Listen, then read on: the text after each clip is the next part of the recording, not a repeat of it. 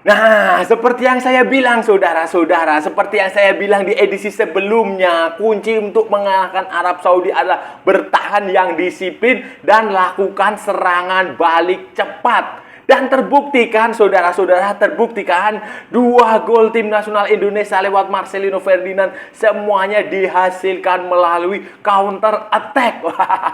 Efektif dan efisien dengan pertahanan yang cukup rapat dan disiplin. Halo saudara-saudara. Jumpa lagi dengan komentator gadungan di sini. Dengan komentator yang gadungan.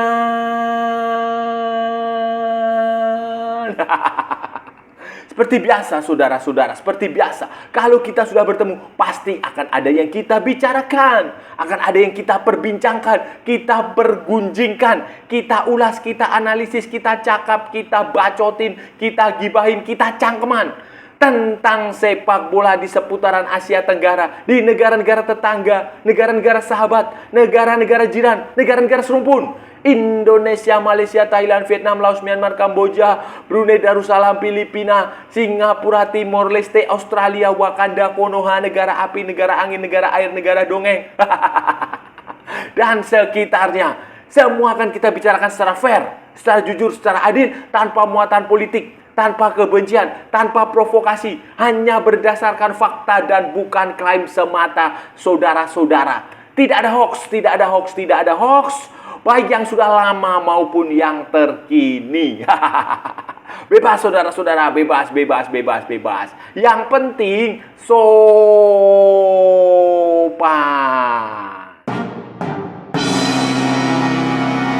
Jadi begini saudara-saudara, jadi begini, peluang Indonesia, peluang tim nasional Indonesia untuk lolos ke Piala Dunia 2026 setidaknya ke putaran keempat, saudara-saudara, itu kembali terbuka. Bukan hanya terbuka, terbuka lebar-lebar.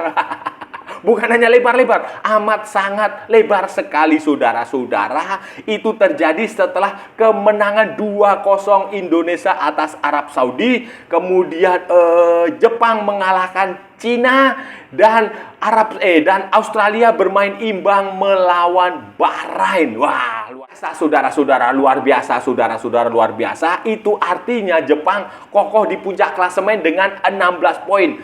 Jepang sudah pasti lolos ke putaran ketiga, tetapi mereka juga punya potensi besar otomatis akan lolos ke Piala Dunia, menjadi tim di grup ini yang pertama kali lolos ke Piala Dunia karena mereka punya 16 poin dari 6 pertandingan, 5 kemenangan dan 1 hasil imbang. Sementara di posisi kedua itu ada Australia. Australia dengan 7 poin, dengan dari 6 pertandingan, dari 1 kemenangan, 4 hasil imbang dan 1 kekalahan. Sementara Indonesia, Arab Saudi, Bahrain dan Cina itu ada di posisi ketiga, 4, 5, ke-6 dengan poin yang sama semua, saudara-saudara. Sama. Jadi ini grup yang ketat, saudara. Grup yang amat sangat ketat sekali. Semuanya punya 6 poin. Hanya saja Indonesia itu punya selisih gol lah. Selisih golnya -3. Sama dengan Arab Saudi sebenarnya. Cuma kan head to headnya Indonesia dan Arab Saudi bagus Indonesia. Karena Indonesia main imbang di Jeddah dan menang di Jakarta, saudara-saudara. Itu Indonesia di posisi ketiga, Arab Saudi di posisi keempat. Sementara Bahrain di posisi kelima dengan -5. Kemudian Cina di posisi terakhir dengan -10, saudara-saudara. Dengan 4 pertandingan tersisa, itu artinya Indonesia punya potensi besar untuk lolos setidaknya ke putaran keempat. Karena Indonesia masih akan bermain tandang ke Australia, akan bermain tandang ke Jepang, kemudian akan mempunyai 2 pertandingan home, 2 pertandingan kandang melawan Bahrain. Melawan Bahrain dan Arab Saudi, melawan Bahrain dan Cina itu nanti pada bulan Maret, saudara-saudara. Jadi bulan Maret nanti Indonesia akan away ke Australia tanggal 20, kemudian home tanggal 25 melawan Bahrain, kemudian nanti di bulan Juni Indonesia akan home tanggal 5, home melawan Cina, dan terakhir akan away tanggal 10 Juni 2025 melawan Jepang. melawan Arab Saudi ini bersejarah, saudara-saudara, bersejarah. Bukan hanya ini menjadi kemenangan pertama tim nasional Indonesia di putaran ketiga ya, di grup C ini, tetapi ini menjadi kemenangan pertama Indonesia dalam 12 pertandingan resmi melawan Arab Saudi. Jadi dari 11 pertandingan sebelumnya itu Indonesia hanya mampu bermain imbang 2 kali. Selebihnya 9 pertandingan itu dikalahkan. Jadi ini di pertandingan ke berapa? Pertandingan ke-12 Indonesia berhasil menang. Dan kunci kemenangan Indonesia adalah taktik dan strategi yang tepat. Taktik yang strategi yang jitu dari Sintayong setelah kebanjiran kritik. Nah, jadi itulah gunanya kritik, saudara-saudara, gunanya kritik. Ketika pelatih dikritik, ketika pemain dikritik, mereka terpacu, termotivasi untuk membalas kritik itu, untuk membayar kegagalan di pertandingan sebelumnya dengan kemenangan, dengan pertandingan yang jauh lebih bagus. Jadi kritik nggak usah dibungkam. Kalau ada orang mengkritik Sintayong, mengkritik PSSI, nggak usah diserang, biarin aja, karena itu bagian dari dinamika hidup. Itu adalah obat yang pahit dan terbukti, saudara-saudara. Kritik yang diberikan itu dijawab dengan luar biasa oleh Sintayong. Pertama, kritik tentang Marcelino Ferdinand. Marcelino Ferdinand ini, saudara-saudara, dalam kalau nggak salah 3 atau 4 pertandingan terakhir ya, itu dia nggak pernah masuk starting line up. Waktu melawan Bahrain, Cina, dan Jepang itu dia tidak masuk line up. Terakhir kali dia masuk line up itu waktu melawan Australia. Itu dikritik, saudara-saudara. Kenapa sih Marcelino Ferdinand tidak dicoba masuk starting line up? Dan kemudian pada pertandingan melawan Arab Saudi, Sintayong menjawab kritik itu dengan memasukkan Marcelino Ferdinand di starting line up, bermain di depan bersama Ragnar Uratmangun, kemudian Rafael Struijk. Kemudian menggantikan Yakob Sayuri waktu melawan Jepang. Kemudian perubahan juga di tengah, Nathan Choaon diistirahatkan, dimasukkan Ivan Diener yang absen pada pertandingan melawan Jepang. Jadi di tengah itu ada Sandy Walsh di kanan, Calvin Verdong di kiri, di tengahnya Ivan Diener dan Tom Haig. Sementara di belakang Kevin Dijk yang cedera dan sudah balik ke Denmark sana, tidak dimainkan tentu saja. Di belakang situ ada Jay Itzes, ada Rizky Ridho Ramadhani, dan ada Justin Hubner. Sayangnya Justin Hubner dapat kartu merah setelah 2 kartu kuning. Yang babak pertama itu tendangan kungfu, itu seharusnya kartu merah itu. Kalau benar ya, itu Indonesia beruntung lah, itu wasit tidak memberi kartu merah. Sementara di babak kedua itu ya itu kesalahan fatal, karena Indonesia sudah unggul, ngapain juga dia terpancing oleh provokasi Arab Saudi sehingga bermain dengan 10 pemain. Tetapi ya sudah, itu faktanya, bahwa maksud saya adalah kritik dijawab Sintayong dengan baik dalam taktik dan strategi melawan Arab Saudi. Kedua yang dijawab Sintayong adalah cara bermain Indonesia. Dia menjawab. Banyak yang mengatakan kritik Indonesia itu salah kalau main menyerang. Nggak usah menyerang lah. Kan itu terbukti waktu Jepang itu awal-awal babak pertama itu 30 menit awal itu memang punya intensi untuk menyerang, untuk ball position. Kemudian Jepang cetak gol, kemudian bubar jalan. Nah, waktu pertandingan melawan Arab Saudi memang Indonesia mencoba untuk shock terapi lah. Shock terapi mungkin di 10 menit awal itu shock terapi dengan mencoba menyerang langsung ke pertahanan Arab Saudi. Tetapi pada sepanjang pertandingan itu ternyata kemudian Indonesia benar-benar bermain dengan defensif dan mengandalkan serangan balik yang cepat, efektif, dan efisien. Seperti yang sudah saya katakan di edisi sebelumnya. Kalau saudara nggak percaya, silahkan dibuka lagi video sebelumnya, bahwa saya mengatakan melawan Arab Saudi taktik yang paling tepat adalah bertahan dengan disiplin, bertahan dengan rapat, nggak usah menginisiatif serangan, nggak usah berpikir ball possession, nggak usah mengendalikan lapangan, nggak usah, tetapi bertahan dengan baik, bertahan dengan rapat, bertahan dengan disiplin, kemudian melakukan serangan balik cepat, counter attack cepat. Indonesia tinggal dicari saja runner itu pelari cepat dan eksekutor yang jitu untuk mencetak gol. Dan terbukti runnernya adalah Ragnar Uratmangun, runnernya adalah Marcelino, dan eksekutornya adalah Marcelino juga. Jadi itu sesuatu yang memang sudah serayaknya dilakukan Indonesia. Seharusnya itu juga dilakukan waktu melawan Jepang. Tetapi ya memang kualitas saudara-saudara. Jadi jujur saja ya, kualitas Jepang dengan kualitas Arab Saudi itu beda saudara-saudara. Beda kelas. Pemain-pemain Jepang itu adalah pemain-pemain inti di klub-klub Eropa.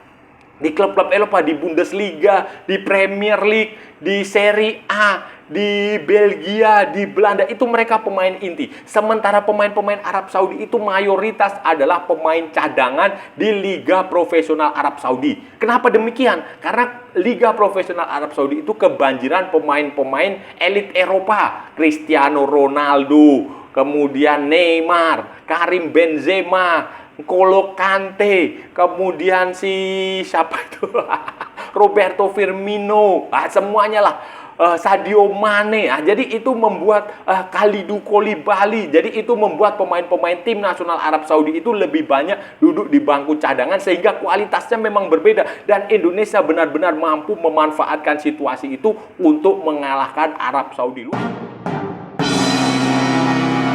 Menarik dari permainan tim nasional Indonesia waktu melawan Arab Saudi adalah para pemain itu terlihat tenang, saudara-saudara. Ini yang saya perhatikan ya, tenang. Beda waktu melawan Jepang. Melawan Jepang itu terlihat, saya melihat agak wajahnya itu agak bagaimana gitu, agak inferior. Tetapi waktu melawan Arab Saudi itu terlihat tenang dan cukup percaya diri. Itu bagus. Jadi bermain itu harus seperti itu. Dan tampak sekali tidak terlalu banyak Ya pokoknya tenang, saudara-saudara, tenang. Mereka terlihat bermain tenang, mereka tidak mudah panik, tidak melakukan kesalahan-kesalahan sendiri. Itu yang bagus. Karena sebagian besar hasil negatif yang didapatkan oleh tim nasional Indonesia adalah berasal dari kesalahan sendiri, dan itu terbukti. Para pemain Rizky Ridho dengan penuh semangat dia mampu menggagalkan peluang Arab Saudi. Begitu pula Jay Itzes, 2 atau 3 peluang kalau saudara-saudara perhatikan itu mampu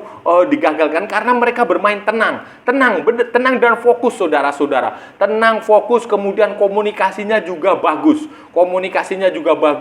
Sehingga itu membuat kepercayaan diri pemain-pemain lainnya itu muncul. Wah, itu saudara-saudara. Kemudian lini tengah Indonesia itu juga bekerja cukup efektif menurut saya. Cukup efektif menjadi filter.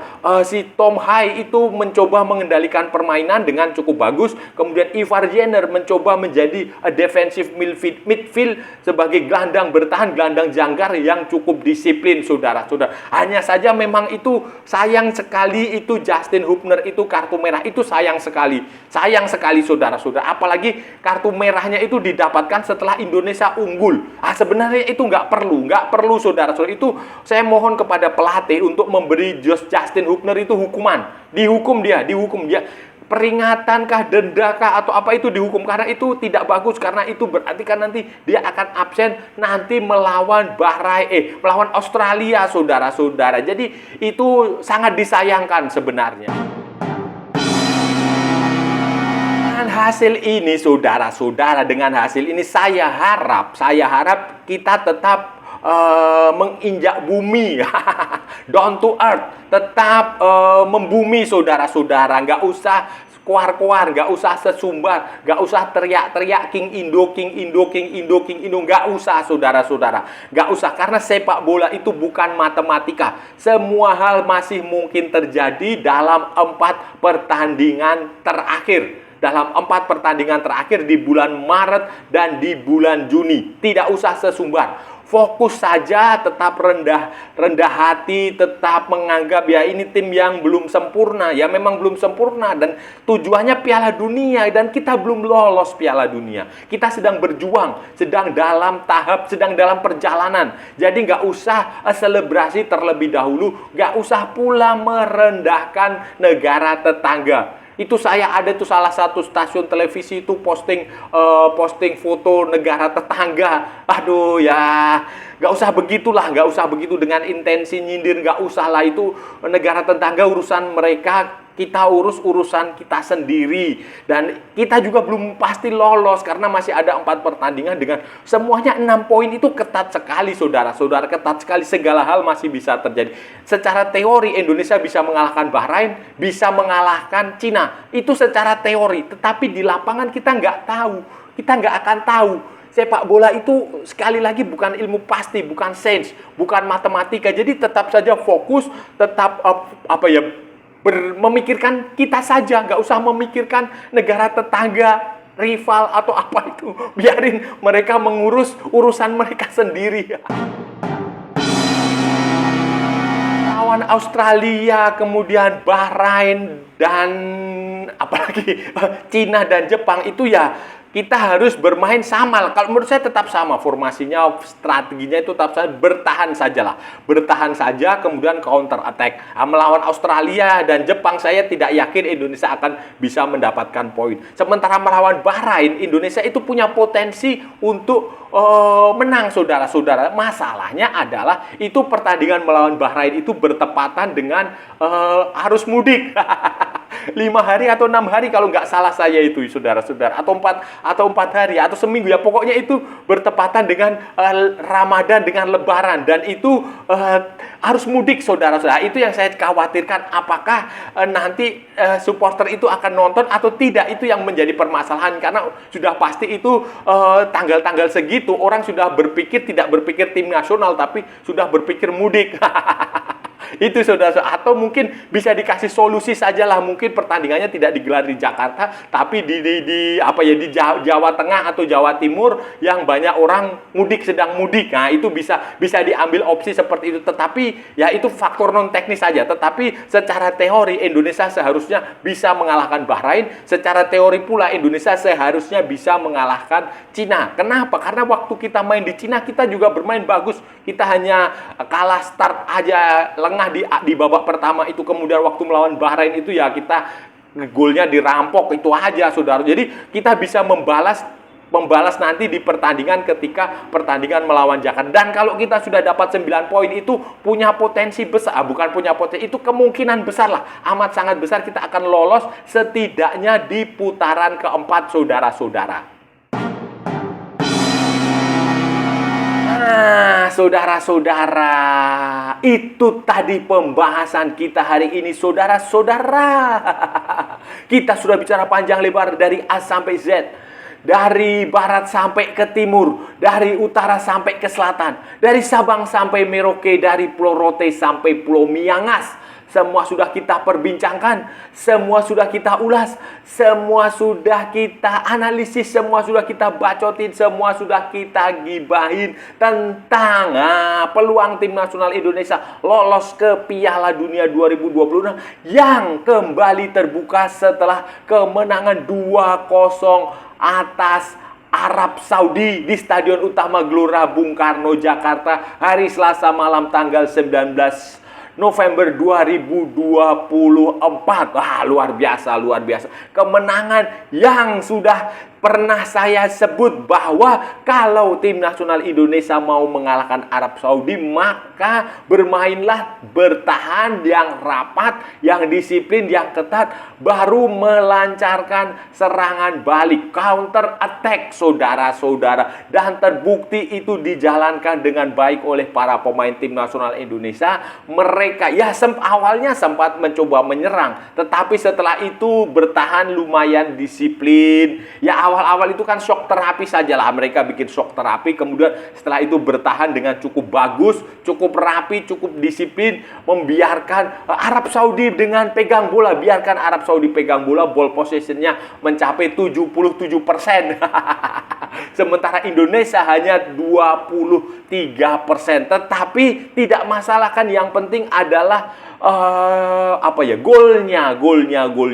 Dan Indonesia berhasil membuat 2 gol lewat serangan balik, skema serangan balik yang cepat, efektif, dan efisien. Indonesia punya 13 tembakan dengan 6 diantaranya on target dan 2 menjadi gol. Sementara Arab Saudi punya 23 tembakan dengan 3 on target tanpa ada satupun yang menjadi gol. Nah, dengan kemenangan ini saudara-saudara dan hasil imbang Bahrain melawan Australia, sekarang ini semua tim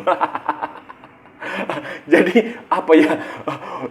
Semua tim ini kecuali Jepang dan Australia itu punya poin sama 6. Tetapi Indonesia karena selisih gol dan lebih bagus, Indonesia berada di posisi ketiga. Kemudian diikuti Arab Saudi, diikuti Cina, dan diikuti oleh Bahrain. Jadi peluang masih ada. Indonesia masih punya 2 pertandingan home melawan Bahrain dan Cina yang menurut saya punya potensi besar untuk dimenangkan. Sementara nanti kalau kita juga masih punya away ke Australia, away ke Jepang. Ya, away ke Australia, away ke Jepang kita lepas saja lah. Kita lepas saja, kita nggak usah berharap bisa dapat kemenangan di situ. Ya mungkin imbang bisa, tetapi ya berat juga, mungkin kalah lah itu. Tetapi nanti ketika melawan Bahrain dan Cina di Jakarta, itu kita punya potensi 6 poin, jadi akan total 9 poin. Dan itu punya potensi untuk lolos ke putaran keempat, saudara-saudara.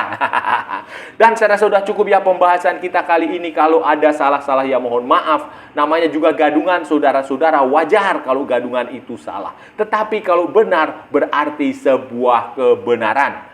Kalau saudara-saudara merasa channel ini bermanfaat, berguna, menghibur, menginspirasi, silahkan like, share, and subscribe. Tapi kalau tidak, saudara-saudara abaikan saja, skip, jangan ditonton, dan jangan nyampah. Yang paling penting kalau saudara-saudara punya pendapat sendiri, bikin YouTube sendiri, mana tahu ditonton oleh 1 miliar penduduk bumi.